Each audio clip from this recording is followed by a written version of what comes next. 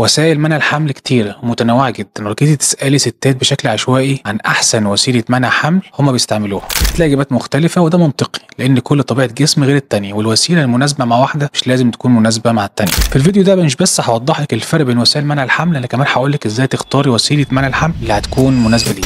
خليني في الأول قبل ما أتكلم عن أنواع وسائل منع الحمل أوضح لك إيه هي أهم العوامل اللي بتأثر على اختيار الوسيلة. أول حاجة بتأثر هي الحالة الصحية، زي إن يكون عندك مرض مزمن أو حساسية من حاجات معينة. تاني حاجة وهي المدة اللي أنت عايزاها تمنعي الحمل فيها. تالت حاجة وهل أنت مرضعة ولا لا. من هنا هبدأ أتكلم عن أنواع وسائل منع الحمل. الوسيلة الهرمونية ودي أشهر حاجة فيها الحبوب، الوسيلة الميكانيكية زي اللولب بأنواعه النحاسي أو الهرمون، وفي وسائل طبيعية زي متابعة وقت التبويض أو الرضاعة الطبيعية، وفي وسائل دايمة زي ربط قناة فالوب. إزاي بقى تختاري أنسب وسيلة ليك؟ المهم لو انت بتنسي كتير او عندك حساسيه تجاه الحبوب فكده مش هينفع معاكي وسيله حبوب منع الحمل، خصوصا انها ممكن تسبب زياده الوزن واحيانا علامات اكتئاب، فساعتها اللولب هيكون مناسب معاكي. طب لو عايزه حاجه مؤقته مش دايما، وخصوصا الستات اللي ازواجهم مسافرين وبيجوا اوقات محدده في السنه، فحبوب منع الحمل هنا هي الوسيله المناسبه ليكم. اما العرايس الجداد اللي حابين ياخروا الحمل شويه بدون مضاعفات فدول افضل وسيله ليهم هي متابعه وقت التبويض.